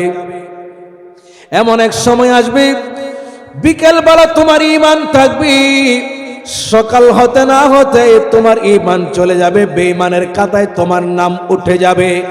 এমন এক সময় এসে গেল, তারও কম সময়। এখন ঈমানদার, এখন বেঈমান আছে কি নাই? হচ্ছে কি হচ্ছে না? এখন একটা কথা বলেছে, সাথে সাথে ঈমান চলে গিয়েছে, ঠিক কিনা বলেন? এমন এমন কথা মুসলমানের মুখ দিয়ে এখন বের হতে লাগলো, নবীর শানে এমন ভাবে বেয়াদবি করতে লাগলো, ইসলাম নিয়ে তো মস্করা শুরু করে দিয়েছে, ঠাট্টা করা শুরু করে দিয়েছে। ঈমান যাওয়ার জন্য বিকাল হওয়ার দরকার নাই, মুহূর্তের ভিতরে ঈমান খুব সহজ হয়ে গেছে, ঠিক কিনা? এই সময় আমি বলবো, বন্ধুরে আমার, বাবারে আমার, এই মাহফিল থেকে একটা যদি সবক নিয়ে যেতে পারেন, নবীর প্রেম যদি আপনি এই মাহফিল থেকে নিয়ে যেতে পারেন, নামাজের সবক যদি এই মাহফিল থেকে নিয়ে যেতে পারেন, তাওবার সবক যদি এই মাহফিল থেকে নিয়ে যেতে পারেন, তাসবির সবক যদি এই মাহফিল থেকে নিয়ে যেতে পারেন, তাহলে আপনার জন্য আমার নবীর শাফাআত আছে না নাই? দরকার আছে কি না? পরিবর্তনের দরকার আছে না নাই? নামাজ তো অনেক দিন ছেড়ে দিয়েছিলাম, বয়স তো অনেক হয়ে গেছে, 50 পেরিয়ে গেছে, এখনো মসজিদ যে ধরতে পারি নাই। এরকম বহু লোক আছে না নাই? এখন পরিবর্তনের সময় এসেছে, যে কোনো সময় মালাকুল মউত হাজির হয়ে যেতে পারে, মৃত্যুর ঘণ্টা বেজে যেতে পারে, ঠিক কিনা? মৃত্যুর জন্য বয়সের কোনো দরকার? আমরা দেখেছি, বাবার কাঁধে সন্তানের লাশ উঠে গিয়েছে, দাদার কাঁধে নাতির লাশ উঠে গিয়েছে। আল্লাহ দেখিয়ে দিলেন, মরণের জন্য বয়স লাগে না, মরণের জন্য আমি রবের নির্দেশ লাগে মাত্র, ঠিক কিনা? এই জন্য বন্ধুরে আমার, আসুন আজকের এই মাহফিল থেকে নিজের অন্তরকে পরিবর্তন করার চেষ্টা করি, চরিত্রকে পরিবর্তন করার চেষ্টা করি, নিজের আমলকে সুন্দর করার চেষ্টা করি। আমি একখানা আয়াতে কারিমা আপনাদের সামনে তেলাওয়াত করেছি, সূরা হাদীদের 16 নম্বর আয়াত। সূরা হাদীদের বলেন, সূরা হাদীদ। সূরা হাদীদ মানে হলো লোহা। হাদীদ অর্থ কি? লোহা, ছিলেন তো? হাদীদ মানে হলো লোহা। সূরা হাদীদের 16 নম্বর আয়াত আপনাদের সামনে তেলাওয়াত করেছি। গভীর মনোযোগ চাই, আমার আল্লাহ কি বলছেন? আলাম ইয়ানি লিল্লাযীনা আমানু আন তাখশা কুলুবুহুম লিযিকরিল্লাহি ওয়া মা নাযালা মিনাল হাক্কি। আমার আল্লাহ বলছেন, এখনো কি সময় হয় নাই মুমিনদের জন্য? এখনো কি সময় আসে নাই নাকি? আন তাখশা কুলুবুহুম, তাদের অন্তরটা কেঁদে উঠবে আল্লাহর ভয়ে। কার ভয়ে? কার ভয়ে? আরো জোরে। আল্লাহর ভয়ে কেঁদে উঠবে।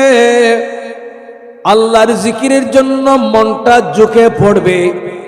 আল্লাহর পক্ষ থেকে যে সত্য কোরআন এসেছে, ইসলামের বার্তা এসেছে, সেই ইসলামের বার্তা কোরআনের জন্য, আল্লাহর জিকির জন্য ইমানদারদের অন্তরটা ঝুঁকে পড়ার সময় এখনো আসে নাই নাকি? প্রশ্ন করতেছেন কে? আমরা যখন ঘুম থেকে উঠতে দেরি করি তখন মায়েরা কি বলে? ঘুম উঠিবার টাইম নাও এনেজু, হয় কিনা? স্বামী যখন ঘুমাইতে ঘুমাইতে 8-9টা পর্যন্ত ঘুমাই, তখন স্ত্রী বলে,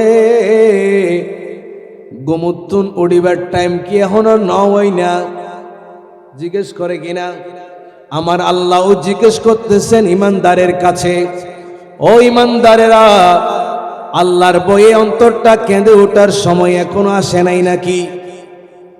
আল্লাহর জিকিরের জন্য অন্তরটা ঝুঁকিয়ে দেওয়ার সময় এখনো আসে নাই নাকি?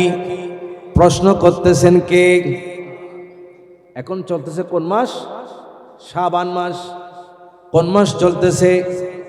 রজব চলে গেল। রজব ও শাহরুল্লাহ, আল্লাহর মাস চলে গেল রজব। এখন চলতেছে নবীর মাস শাহরুল্লাহ, শাহরুল রসুল। শাবান মাস আমার নবীর মাস। এরপরে আসবে শাহরু উম্মতি, উম্মতের মাস রমজান।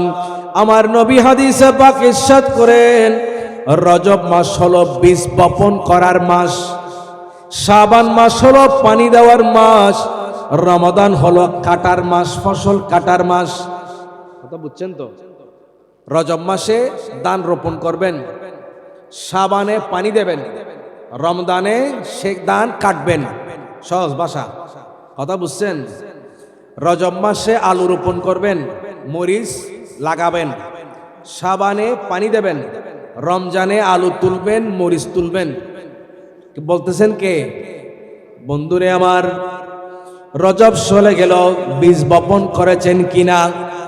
এটা মরিচের বীজ নয়, ধানের বীজ নয়, এটা আলুর বীজ নয়, এটা হলো আমলের বীজ। কিসের বীজ? এটা কোন ধরনের আমল? 5 ওয়াক্ত ফরজ নামাজের আমল, কোরআন তেলাওয়াতের আমল, তাহাজ্জুদের আমল, সালাতুল আওয়াবিনের আমল, সালাতুত তাওবার আমল, সালাতুল ইসরাক আমল, সালাতুদ দুহার আমল, দান খয়রাতের আমল, দরুদ শরীফের আমল। এইভাবে করে সত্য কথার আমল, এইভাবে করে যত নেক আমল আছে, আমার নবী বলেন, রজব মাসে তুমি বীজ বপন করবা, আমলের বীজ বপন করবা। শাবান মাসে সেগুলোতে পানি দেবা, সেবা যত্ন করবা, সেচ দিবা। আর রমাদানুল করিম যখন আসবে সেটার ফসল তুমি কাটবে।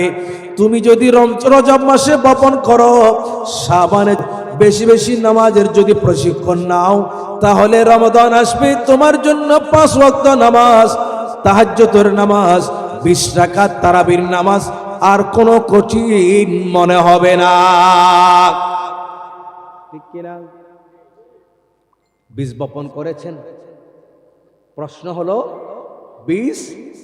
আমার আল্লাহ বলতেছেন, রজব চলে গেল, 2025 চলে গেল, 2026-এর জানুয়ারি মাসও চলে যাওয়ার উপক্রম, চলে যাচ্ছে ছুঁই ছুঁই অবস্থা। রজব চলে গেল, শাবান মাসের 1 সপ্তাহ চলে গেল। এখনো কি তোমার অন্তরটা আল্লাহর বয়ে কেঁদে ওঠার সময় হয় নাই নাকি? এখনো তোমার অন্তরটা আল্লাহর জিকিরের জন্য ঝুঁকে পড়ার সময় হয় নাই নাকি? আমার আল্লাহ প্রশ্ন করতেছেন আমাদের কাছে। এই প্রশ্নের জবাব কি দিতে হবে, কি দেওয়া লাগবে, আছে কিনা একটু তালাশ করে দেখেন। একটু দরকার আছে না নাই? আজকের মাহফিল থেকে এই সবকটা নিয়ে যান, এই চেতনাটা নিয়ে যান, চিন্তাটা মাথায় ঢুকান। যে কোনো মুহূর্তে মৌত আসতে পারে। মৌতের জন্য কোনো ভিসা আসবে কিনা? আসবে? কোনো টিকিট আসবে কিনা? কোনো মেসেজ আসবে কিনা?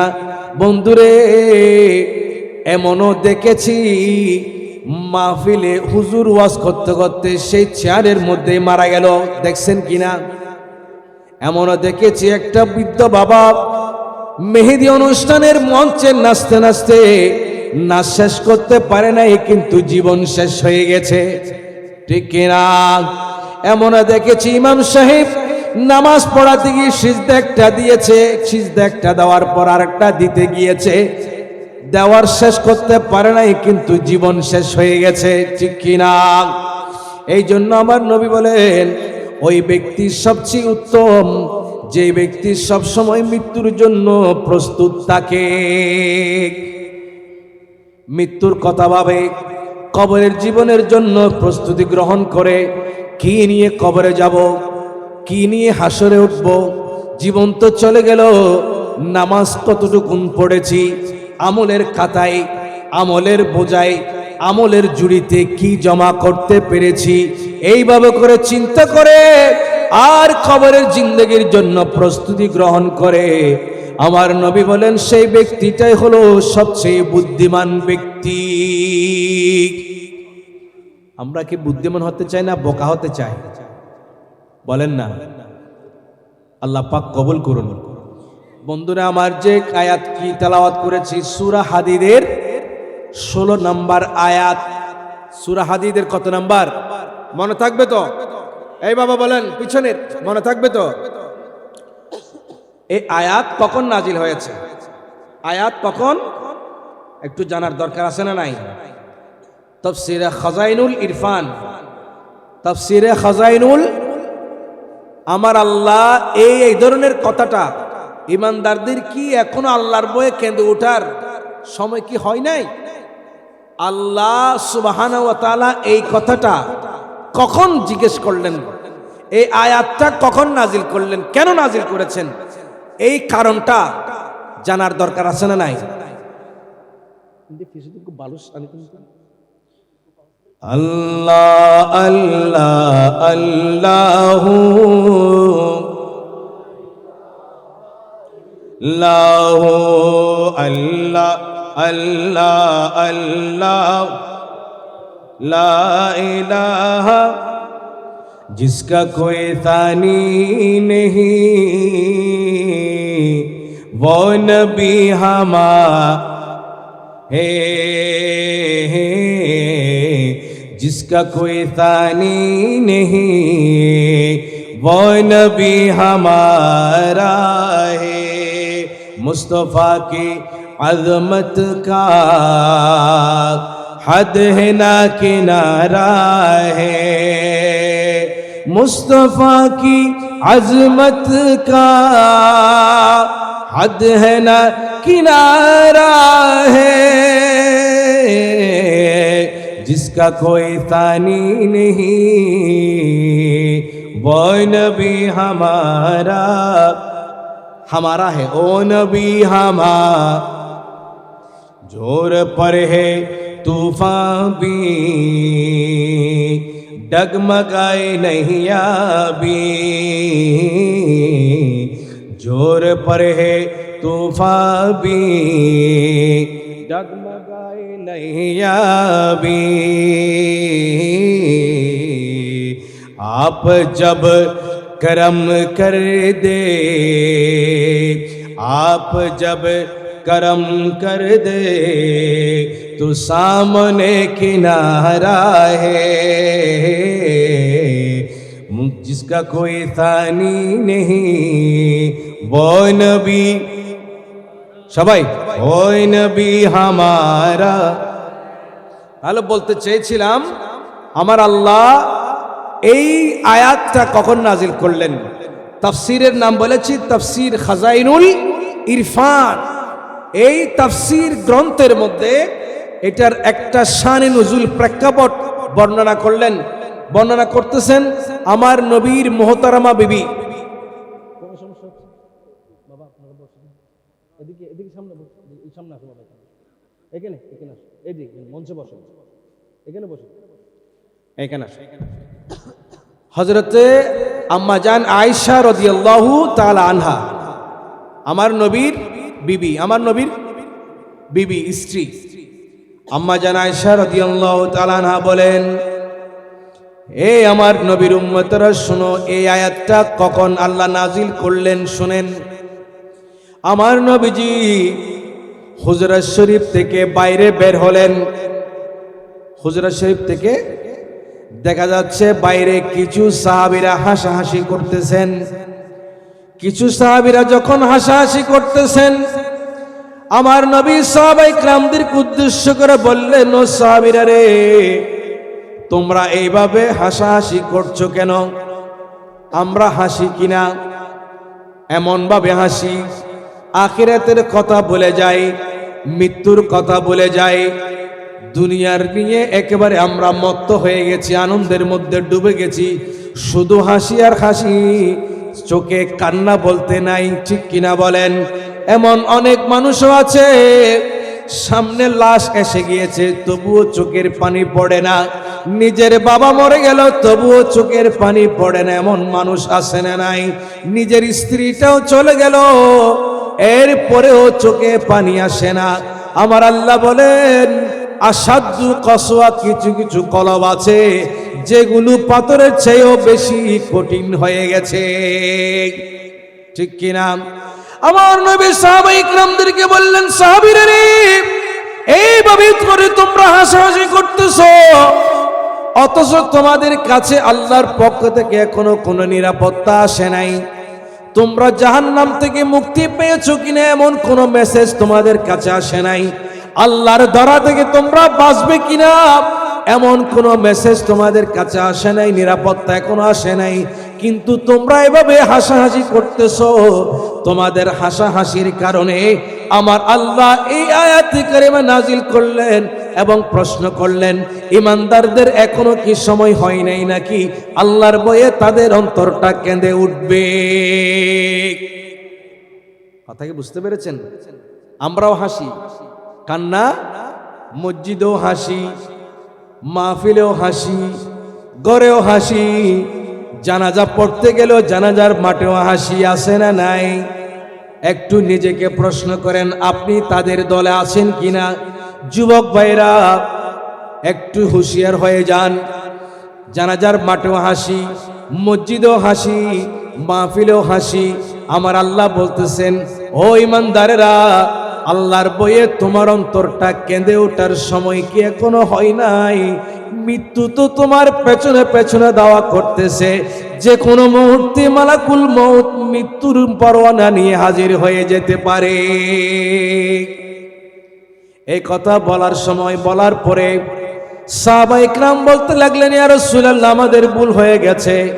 আমার নবী বলতেছেন, ও সাহাবীরা রে, আমি যা জানি, আমি যা জানি, আমি যা দেখেছি, তোমরা যদি তা জানতে, তোমরা যদি তা দেখতে, তাহলে তোমরা হাসি বলতে কোনো কিছু তোমাদের মুখে থাকতো না।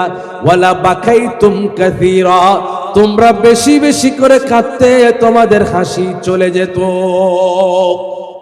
তোমাদের হাসি চলে যেত। বেশি কাঁদতে হাসি বন্ধ হয়ে যেত, খাবার বন্ধ হয়ে যেত। আমি মেরাজ রাতে জাহান্নামের যে আযাবের দৃশ্য দেখে এসেছি, এগুলো যদি তোমরা দেখতে উম্মত, তোমরা কোনোদিন হাসতে না, শুধু কাঁদতেই থাকতে, কাঁদতেই থাকতে। আল্লাহু আকবার। সাহাবীরা জিজ্ঞেস করলেন, ইয়া রাসূলুল্লাহ, আমাদের তো ভুল হয়ে গেছে, আমরা কি করব? আমরা যে হেসেছি এটার জন্য আমাদের কি কাফারা দিতে হবে? ইয়া রাসূলুল্লাহ, আমাদেরকে একটু সলিউশন দেন, আমরা এখন কি করতে পারি? আমার নবী বলতে লাগলেন, সাহাবীরা রে, তোমরা এতক্ষণ যা হেসেছো তার কাফারা হলো তার দ্বিগুণ কান্না করতে হবে, দ্বিগুণ কাঁদতে হবে। কিন্তু বন্ধুরে, দুঃখের বিষয় হলো আমাদের চোখে তো পানি নাই। আছে সামনে শবে বরাত, সামনে রমজান, লাইলাতুল কদর। এই লাইলাতুল কদরেও শবে বরাতেও এক ফোঁটা চোখের পানি ফেলতে পারে না, এরকম অনেক হতভাগা আছে না নাই? কান্নার দরকার আছে কিনা বন্ধুরা আমার?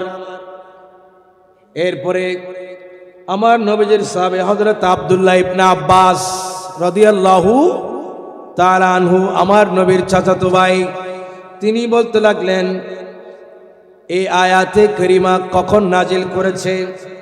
আল্লাহ তাআলা কিছু কিছু ঈমানদারের অন্তরে বেশি আনন্দ ফুর্তি দেখলেন, বেশি আনন্দ ফুর্তি দেখলেন। কবরের ভয় চলে গেল, আখিরাতের ভয় চলে গেল, হাসি তামাশার মধ্যে কিছু কিছু মুসলমান লিপ্ত হয়ে গেছে। তারা ইবাদতের প্রতি অনীহা এসে গেছে, ইবাদত থেকে মুখ ফিরিয়ে নিয়েছে, দুনিয়ার ভিতরে ডুবে গিয়েছে, আখিরাতের কথা ভুলে গিয়েছে। হাসি আর হাসি, চোখে পানি নেই, কান্না নেই, আল্লাহর ভয় নাই। এরকম একটা অবস্থা যখন মুসলমানদের ভিতরে সৃষ্টি হয়েছে, তখন আমার আল্লাহ এই আয়াতে কারিমা নাজিল করে মুসলমানদেরকে হুঁশিয়ার করলেন, মুসলমানদেরকে, আমাদেরকে হুঁশিয়ার করলেন, ও মুসলমানের আখিরে জামানের উম্মতরা, সামনে আসতেছে ভোট। এই ভোট নিয়ে কত তালবাহানা হবে, ঠিক কিনা বলেন? কত নাটক হবে। এই নাটকের ভিতরে তুমি যেও না, যেও না, যেও না, যেও না। তুমি ঈমান নিয়ে থাকো, চোখে পানি নিয়ে থাকো, অন্তরে আল্লাহর ভয় নিয়ে থাকো। আমার আল্লাহ কোরআনুল কারীমের সূরা হাদীদের 16 নম্বর আয়াতের মধ্যে দিয়ে হুঁশিয়ার বার্তা দিয়েছেন। কি দিয়েছেন? হুঁশিয়ার বার্তা। ঈমান নিয়ে থাকো, নবীর মহব্বত নিয়ে থাকো। নবীর শানে বেয়াদবি করে তাদের সাথে কোনো বন্ধুত্ব নাই, ঠিক কিনা বলেন? আল্লাহর ওলিদের শানে যারা বেয়াদবি করে তাদের সাথে কোনো বন্ধুত্ব, মাজারে যারা আগুন দেয় তাদের সাথে কোনো বন্ধুত্ব, কোনো প্রেম প্রীতি মহব্বত হাত মিলানো কিছুই নেই। আমার আল্লাহ বলেন, মান আদালি ওয়ালিয়ান ফাকাদ আযানতুহু বিল হারব। যে ব্যক্তি আল্লাহর ওলির বিরুদ্ধে দুশমনি করবে, আদাওয়াতি করবে, যুদ্ধ করবে, আমার আল্লাহ লা মাকানের খোদা ঘোষণা করে দিলেন, আমি ওই অলি বিদ্বেষী, নবী বিদ্বেষী মানুষের বিরুদ্ধে, ব্যক্তির বিরুদ্ধে যুদ্ধ ঘোষণা করে দিলাম। আল্লাহ যার বিরুদ্ধে যুদ্ধ ঘোষণা করেছেন, আমরা কি তার সাথে থাকবো? না আল্লাহ যার উপর রাজি তার সাথে থাকবো? আল্লাহ যার উপর রাজি। বন্ধুরা আমার, আরেকটু সামনের দিকে যাই, যাব না শেষ করে দেব? ঘুম আসতেছে? হযরত আব্দুল্লাহ ইবনে আব্বাস রাদিয়াল্লাহু তাআলা আনহু বলতে লাগলেন, এই আয়াতে কারিমা কখন নাজিল হয়েছে? আমার নবীজির কাছে যখন কোরআন নাজিল হতে লাগলো, কোরআন অবতরণ হতে লাগলো নবীজির কাছে, যেদিন থেকে কোরআন অবতরণ হতে লাগলো, ওই আসতে লাগলো, তার 13 বছর পরে এই আয়াতে কারিমা নাজিল হয়েছে। কয় বছর পর? 13 বছর পরে এই আয়াতে কারিমা নাজিল হয়েছেন। হযরত আব্দুল্লাহ ইবনে মাসউদ, আমার নবীর আরেকজন জলিলুল কদর সাহাবী, তিনি বলতে লাগলেন,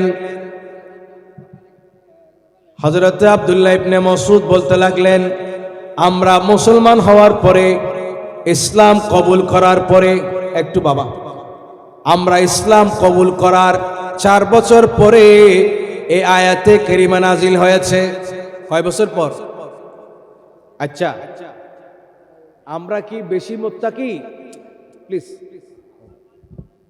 আমরা কি বেশি মুত্তাকি না সাহাবায়ে কেরাম বেশি মুত্তাকি? বলেন না বাবা, আরা বেশি ইমানদার না সাহাবিয়ল বেশি ইমানদার? সাহাবায়ে কেরাম। সাহাবায়ে কেরামের উদ্দেশ্যে আমার আল্লাহ এই আয়াতে কারিমা নাজিল করেছেন। আমরা 1450 বছর আগে ঈমান কি জিনিস, কোথায় আছে এটাও বুঝি না। সামান্য দুনিয়াটা কামাই করার জন্য সকালকে রাত বলি, রাতকে সকাল বলতেছি, দিনকে রাত বলতেছি, রাতকে দিন বলতেছি, ছেলেকে মেয়ে বলতেছি, মেয়েকে ছেলে বলতেছি। কথা বলেন ঠিক কিনা? আমরা ডানকে বাম বলতেছি, বামকে ডান বলতেছি, শুধু 2 টাকা ইনকাম করার জন্য, এই একটা চেয়ারের জন্য। ভুল বলেছি? এই অবস্থায় আমার আল্লাহ যদি কোরআন নাজিল করতেন, কিভাবে কোরআন আয়াত নাজিল করতেন একটু চিন্তা করে দেখেন। হযরত আব্দুল্লাহ ইবনে মাসউদ রাদিয়াল্লাহু তাআলা আনহু, তিনি কেমন সাহাবী, জলিলুল কদর, প্রথম সারির সিনিয়র ক্লাসের সাহাবী। একজন সাহাবীর জুতার পায়ের নিচের বালিগুলো কিয়ামত পর্যন্ত যত ঈমানদার আসবে, যত আউলিয়া কেরাম আসবে, যত গৌস আসবে, যত কুতুব আসবে, যত আবদাল আসবে, যত দিনদার পরহেজগার মুফতি মুহাদ্দিস মুফাসসিরে কোরআন যত আসুক না কেন, একজন সাহাবীর পায়ের দুল এক পাল্লায় দিলে আর কিয়ামত পর্যন্ত সমস্ত ঈমানদার ওলি আল্লাহর মুমিনদের ঈমান যদি এক পাল্লায় দেওয়া হয়, আমল যদি এক পাল্লায় দেওয়া হয়, ওই সাহাবীর পায়ের দুলার ওজনটা বেশি হয়ে যাবে। সেই জনের সাহাবায়ে কেরামদেরকে উদ্দেশ্য করে আমার আল্লাহ বলতেছেন, ঈমানদারদের এখনো কি সময় হয় নাই? আল্লাহর ভয়ে তাদের অন্তর কেঁপে উঠবে। আল্লাহু আকবার। তাদেরকে হুঁশিয়ার করে আল্লাহ পাক এই আয়াত নাজিল করেছেন। আমরা তো তাদের দ্বারে কাছে নেই, তাদের কাছ থেকে, তাদের ঈমান থেকে, তাদের আমল থেকে আমরা হাজার হাজার কোটি কোটি ভাগ দূরে। আমাদের জন্য আল্লাহ পাক এই সময়ে কোরআনের আয়াত নাজিল করলে সেই কোরআনের আয়াতের মধ্যে কত বেশি ধমক আমাদেরকে দিতেন, কত বেশি বকা, কত বেশি হুঁশিয়ারি আমাদেরকে দিতেন, এটা আল্লাহই ভালো জানেন। ঠিক কিনা? এই কথাগুলোকে একটু মনোযোগ দিয়ে শুনতে মন চাই না? সাহাবায়ে কেরাম যদি এই আয়াত শুনে এরকম করে, বুজুর্গানে দিন আউলিয়া কেরাম যদি এই আয়াত শুনে এরকম করে, আমাদের কিরকম করা উচিত? আব্দুল্লাহ ইবনে মাসউদ রাদিয়াল্লাহু তাআলা আনহু বলেন, আমরা ইসলাম কবুল করার 4 বছর পরে এই আয়াত যখন নাজিল হয়ে গেল, তখন আমরা ভীত সন্ত্রস্ত আতঙ্কিত হয়ে গেলাম। আল্লাহ সুবহানাহু ওয়া তাআলা আমাদের উপরে কোন দিকে নারাজ হয়ে গেলেন। আল্লাহু আকবার। হযরতে ইমাম আবাস রাদিয়াল্লাহু তাআলা আনহু এই আয়াতের উপরে মোটামুটি একটা সামারাইজ আমি আপনাদেরকে দিতে চাচ্ছি।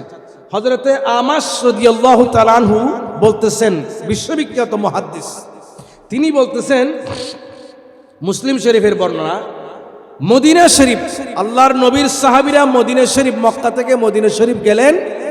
মদিনা শরীফে হিজরত করার পর কিছু কিছু সাহাবী দিন, ধর্ম, মাযহাব, মিল্লাত, ঈমান, আকীদা, ইবাদত, বندگی, আল্লাহ রাসূলের সোহবত, খেদমত এগুলো বাদ দিয়ে কিছু কিছু সাহাবী দুনিয়ার মধ্যে ডুবে গেল, দুনিয়ার মধ্যে ডুবে গিয়েছে। হযরত আমাস রাদিয়াল্লাহু তাআলা আনহু বলেন, যখন সাহাবীদের 2-1 জন এইভাবে করে দুনিয়ার দ্বন্দ্বলতের পেছনে ছুটতে লাগলো, দুনিয়া কামাই করার জন্য ব্যস্ত হয়ে গেল, তখন আমার আল্লাহ ডাক দিলেন, আলাম ইয়ানি লিল্লাযিনা আমানু, হে ঈমানদারেরা, এখনো কি সময় হয় নাই যে আল্লাহর ভয়ে তোমার অন্তরটা কেঁপে উঠুক? জোরে বলেন না সুবহানাল্লাহ। এখন আমরা আখিরাতের জন্য আছি না দুনিয়ার জন্য আছি? আমরা দুনিয়া কামাই করার জন্য যত চেষ্টা করে যাচ্ছি, আখিরাত কামাই করার জন্য তার 100 ভাগের 1 ভাগ চেষ্টাও করি না। ঠিক কিনা বলেন? বন্ধুরা আমার, সাহাবায়ে কেরাম এই আয়াত নাজিল হওয়ার পরে এইভাবে করে এই আয়াত নিয়ে চিন্তা করলেন। এখন আমাদের কি পরিমাণ চিন্তা করতে হবে? এই আয়াত শোনার পরে কি পরিমাণ কান্না আমাদেরকে করতে হবে একবার চিন্তা করে দেখেন। আসুন একজন মুহাদ্দিসের ঘটনা আপনাদেরকে শোনাই, শুনতে রাজি আছেন কিনা? এই আয়াত শোনার পরে তার কি অবস্থা হয়েছে? হযরতে আব্দুল্লাহ ইবনে মুবারক, এটা মুহাদ্দিসের নাম কি? হযরতে আব্দুল্লাহ ইবনে মুবারক রাদিয়াল্লাহু তাআলা আনহু, যার হাদিস বুখারী শরীফে আছে, যার হাদিস বুখারী শরীফে আছে। তিনি একজন তাবী, তিনি একজন, তার জীবনের প্রথম ভাগ ছিল ব্যতিক্রম। তিনি ছিলেন একজন বিলাসী যুবক, বন্ধু বান্ধব নিয়ে সবসময় আড্ডা দিতেন। যুবক ভাইয়েরা, তোমাদেরকে উদ্দেশ্য করে বলি, আব্দুল্লাহ ইবনে মুবারক রাদিয়াল্লাহু তাআলা আনহুর জীবন থেকে শিক্ষা নাও। বন্ধু বান্ধব নিয়ে তিনি সবসময় বিলাসী জীবন যাপন করতেন, গান শুনতেন, গিটার বাজাতেন। এমন একদিনের ঘটনা, বন্ধু বান্ধব নিয়ে বাগানে গেলেন, সেখানে তিনি গানের আসর বসালেন, আনন্দ আসর বসালেন, মাস্তি করবে, ফুর্তি করবে, গান গাইবে। তিনি যখন তার গিটারটা নেওয়ার জন্য, গান গাওয়ার জন্য গিটারটা নিলেন, সেই গিটারের থেকে সূরাতুল হাদিদের 16 নম্বর আয়াত তেলাওয়াত করা শুরু করলো। জোর বলবেন না সুবহানাল্লাহ? হযরত আব্দুল্লাহ ইবনে মুবারক বলেন, আমি যখন গান গাওয়ার জন্য আমার গিটারটা নিলাম, আশ্চর্য ব্যাপার, সেই গিটার থেকে আওয়াজ আসতে লাগলো, আলাম ইয়ানি লিল্লাযিনা আমানু আন তাখশা কুলুবুহুম লিযিকরিল্লাহ। ও ঈমানদার, এখনো কি সময় হয় নাই তোমার অন্তরটা আল্লাহর ভয়ে কেঁদে উঠবে? তুমি এখনো গিটারের পেছনে মত্ত, তুমি এখনো বিলাসবহুল জীবনের পেছনে বসে আছো, তুমি এখনো বন্ধুর সাথে আড্ডা দিচ্ছ, এখনো তুমি নামাজ ছেড়ে বাগানের মধ্যে বসে আছো। কি হয়েছে, কি হয়েছে? এখনো কি সময় হয় নাই নাকি? এই মরা গিটার থেকে কোরআনের আয়াত সূরা হাদিদের তেলাওয়াত 16 নম্বর আয়াতে কারিমার তেলাওয়াত যখন বাজতে শুরু করলো, আব্দুল্লাহ ইবনে মুবারক বলেন, আমি ভীত সন্ত্রস্ত হয়ে গেলাম, আমি অবাক হয়ে গেলাম। কি আশ্চর্য ব্যাপার, এই গিটার থেকে গান বের হওয়ার কথা ছিল, কিন্তু গান বের না হয়ে সেই গিটার থেকে আমি আমার আল্লাহর কালাম বের হয়ে যেতে, আমার আল্লাহর কালাম আমার গিটার থেকে যখন এই আয়াতে কারিমার তেলাওয়াত বের হয়ে গেল, আওয়াজ যখন শুরু হয়ে গেল, আমার অন্তর পরিবর্তন হয়ে গেল, আমার কলবটা পরিবর্তন হয়ে গেল। আমি তওবা করে ফেললাম, সাথে সাথে আমি আল্লাহর দিকে ফিরে আসলাম, গিটার ফেলে দিলাম। আমি সেদিন থেকে আমার আল্লাহর কুদরতের কদমে নিজেকে এমন ভাবে সুপর্দ করে দিয়েছি, আমি এমন ভাবে তওবা করেছি, আমার আল্লাহ আমাকে এমন ভাবে কবুল করেছেন, আমাকে জগৎ বিখ্যাত মুহাদ্দিস বানিয়ে দিয়েছে। জগৎ বিখ্যাত মুহাদ্দিস বানিয়ে দিয়েছেন। শুধু মুহাদ্দিস নয়, এত বড় এত উঁচু দরজার আল্লাহর ওলি ছিলেন। হাত তুলতে হয় না, মনে মনে ইচ্ছা করলে হয়, সেই দোয়ার সাথে সাথে আল্লাহর দরবারে কবুল হয়ে যায়, সাথে সাথে আল্লাহর দরবারে কবুল। বাদশাহ হারুন রশিদের নাম আপনারা শুনেছেন, শুনেছেন কিনা?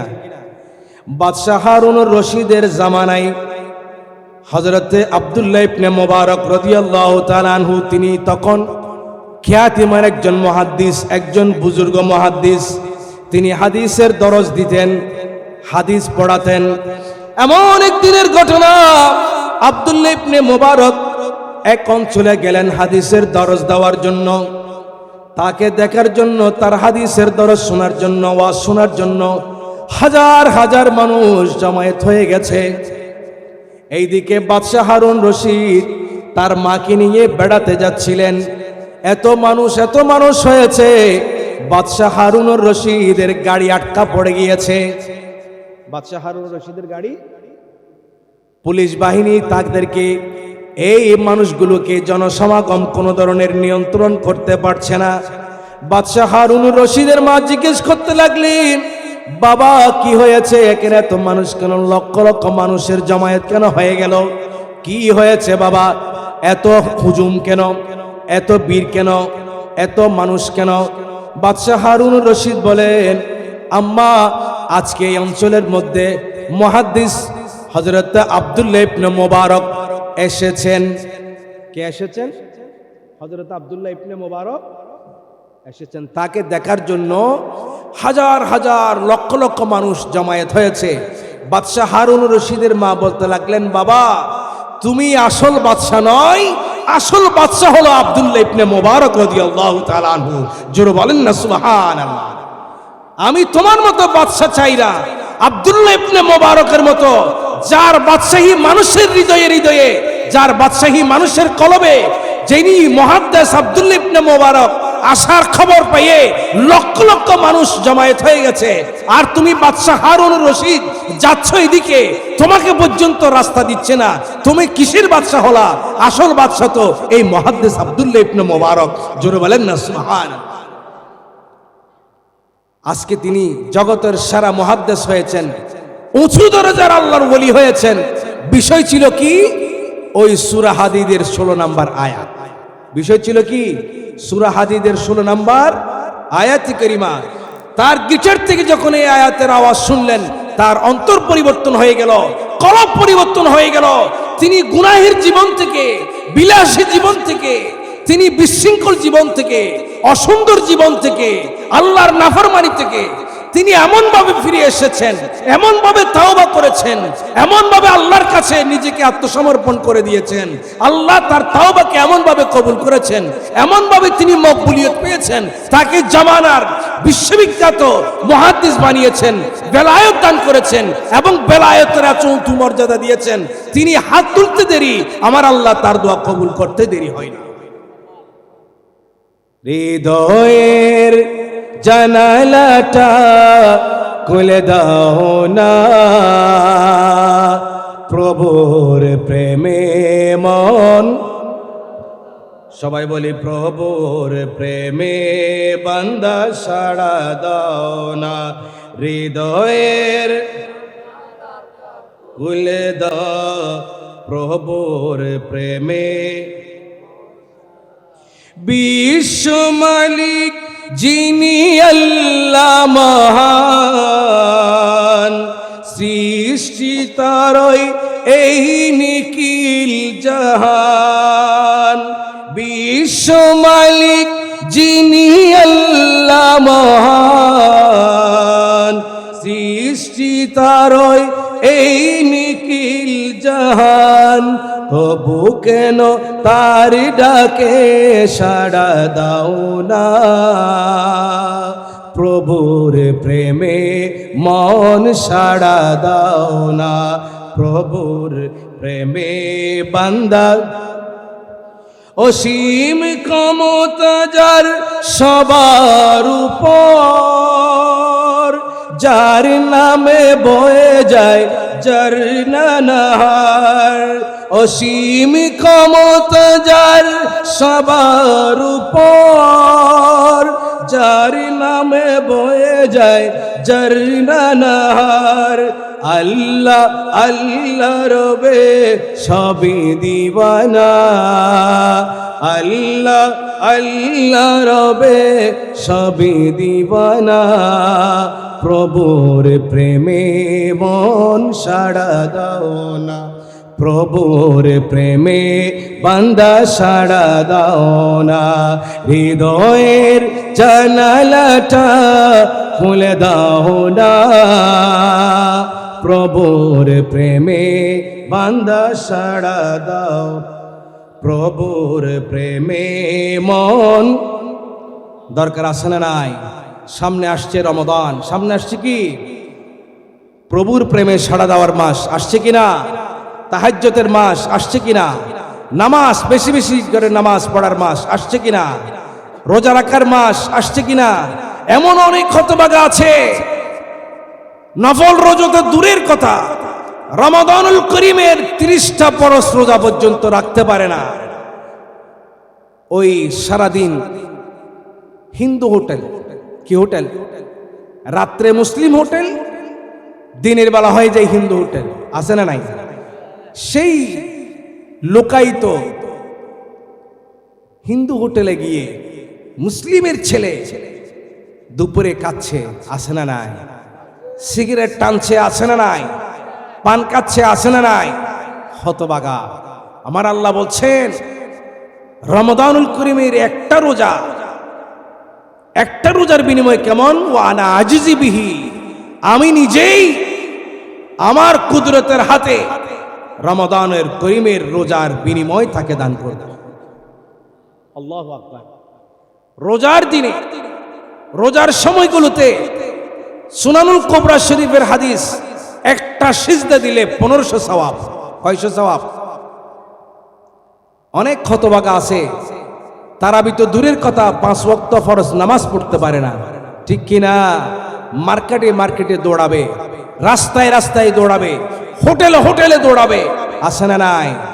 বন্ধুগণ, একবার সুবহানাল্লাহ বললে আমার আল্লাহ আপনার জন্য সাথে সাথে জান্নাতের ভিতরে একটা গাছ রোপণ করতেছেন। একবার সুবহানাল্লাহ বললে একটা গাছ রোপণ করতেছেন। কোথায়? জান্নাতে। খেজুর গাছ। কিসের গাছ? আর কি লাগে? আপনি আর কি চান?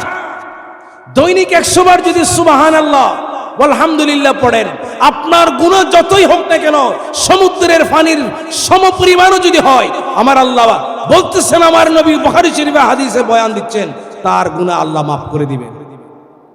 আপনি কি চান?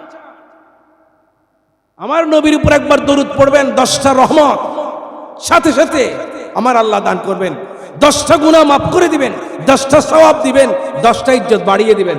আর কি চাই?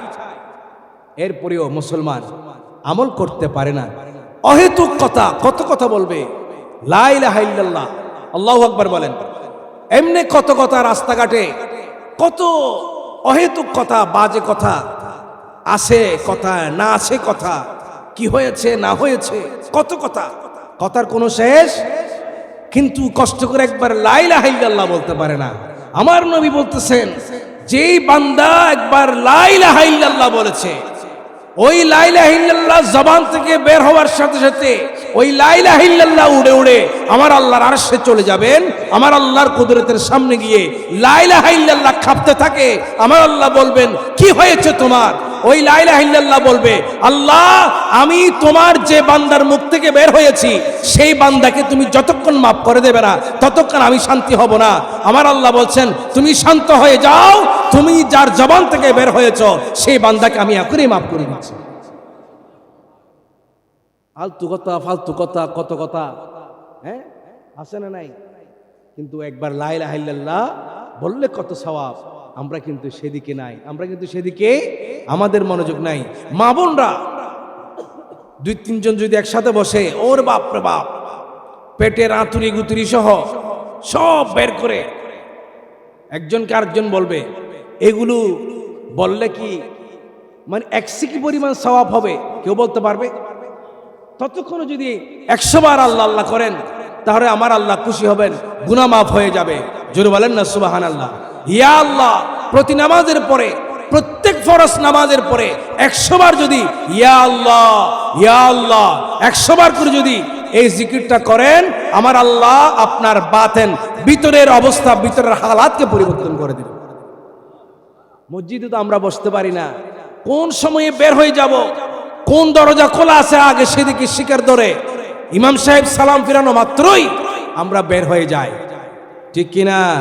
আর বের হয়ে করি কি, ওই চায়ের দোকানে টিভির দিকে হা করে একভাবে তাকাই থাকি, গালের ভিতরে মশা ঢুকতেছে, মাছি ঢুকতেছে, কোনো খবর।